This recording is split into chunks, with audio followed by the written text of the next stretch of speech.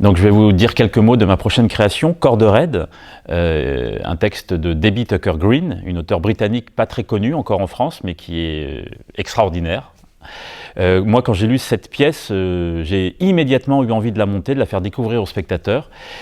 Il y a une tension incroyable, c'est la première chose que je pourrais dire. C'est-à-dire, dès le début, cette auteure, elle a cette capacité-là à tendre l'atmosphère, et on est obligé de rester jusqu'au bout. La particularité de ce texte, c'est que je ne peux pas en dire grand-chose, dans le sens où il y a beaucoup de suspense dès le début. Et donc, ça risquerait de gâcher l'expérience pour les spectateurs. Il y a une grande tension. Alors, je peux juste planter le décor, ça va se passer dans un bureau. Alors, ça se passe dans un présent parallèle ou un léger futur, mais c'est dans quelques années. Et donc, ça se passe dans un bureau, c'est plutôt très réaliste. On ne sait pas si on est dans une start-up ou dans une administration, mais c'est plutôt high-tech. Et une femme noire entre. Elle a un léger tremblement des mains qui ne la quittera pas pendant toute la représentation. C'est un huis clos. Et il y a deux autres personnages, un homme et une femme, des sortes d'agents administratifs, on ne sait pas trop. Et tout le début de la pièce, on assiste à un ballet clownesque parce qu'ils ont beaucoup d'égards auprès de cette personne qu'on dirait victime. Je reste flou pour le moment. Donc il lui propose de l'eau à boire, de s'asseoir sur telle chaise plutôt que sur l'autre, si elle veut enlever son manteau, etc. Mais ça pendant de nombreuses pages.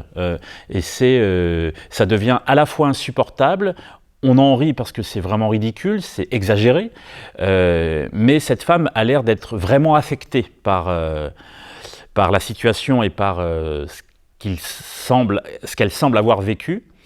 Et ça crée une forme vraiment de tension, mais ça c'est assez immédiat. Et à la fois on rit, il y a une forme d'humour noir, et à la fois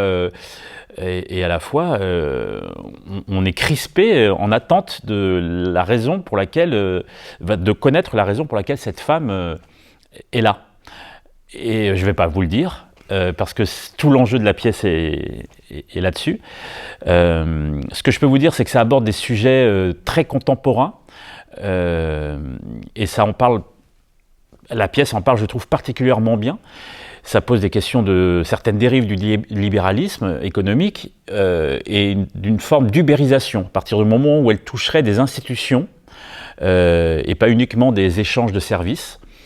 Et c'est de ça dont il est question. Et on a l'impression que dans nos sociétés actuellement, on peut friser parfois la situation qui est développée dans la pièce. C'est une écriture étonnante parce que c'est très précis, c'est ciselé. Alors, c'est une forme de langage réaliste, mais dans la pièce, tout est noté. C'est une partition très précise. Donc, il y a des slashs comme ça pour